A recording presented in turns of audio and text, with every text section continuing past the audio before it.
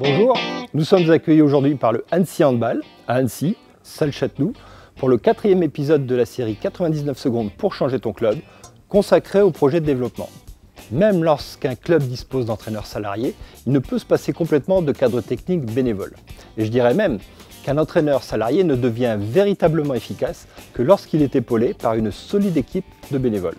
Alors seulement voilà, la complexité de la réglementation et ses évolutions perpétuelles alourdissent la charge de travail des bénévoles.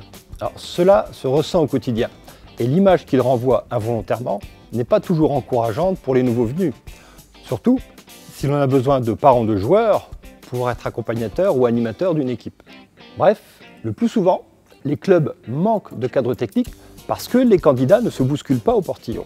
J'ai souvent vu des gens en place qui avaient perdu leur motivation ou qui avaient atteint la limite d'âge, mais ils restent en poste parce que personne n'est là pour prendre la relève.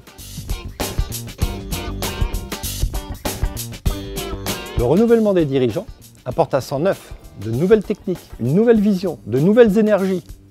Et rappelez-vous que le premier métier, la première mission d'un club sportif est de former les nouveaux arrivants à une nouvelle technique de jeu, et cela avant même de proposer des compétitions. La formation des cadres est donc primordiale et doit être un élément central du projet de club. Les entraîneurs, les moniteurs ou les instructeurs, ou quelle que soit la dénomination qu'on leur donne, sont des personnes importantes dans la vie d'un club, car ce sont avec elles que les nouveaux arrivants vont passer en principe le plus de temps dans leur première année de vie au club. Ils sont donc essentiels à la fidélisation de vos adhérents. La formation des cadres n'est pas une mesure ponctuelle, elle doit être planifiée sur 2 ou 3 ans. Et chaque année, il faut actualiser ce besoin. Sur le fond, ce n'est pas très compliqué. Pour chacune des années à venir, listez le nombre d'adhérents ou le nombre d'équipes et mettez en face le nombre d'animateurs, d'entraîneurs dont vous disposez et ceux dont vous avez besoin dans une situation idéale. Vous disposerez ainsi de la base qui vous permet de formuler une véritable politique de formation des cadres ou dirigeants. Ensuite, faites savoir le besoin de formation par email ou lors des moments de convivialité. Ce qu'il faut, c'est que chaque membre du club puisse avoir connaissance de ce besoin et puisse percevoir s'il a le potentiel pour occuper le poste. Accompagnez ceux qui ont fait le premier pas et qui disposent des premiers niveaux de qualification.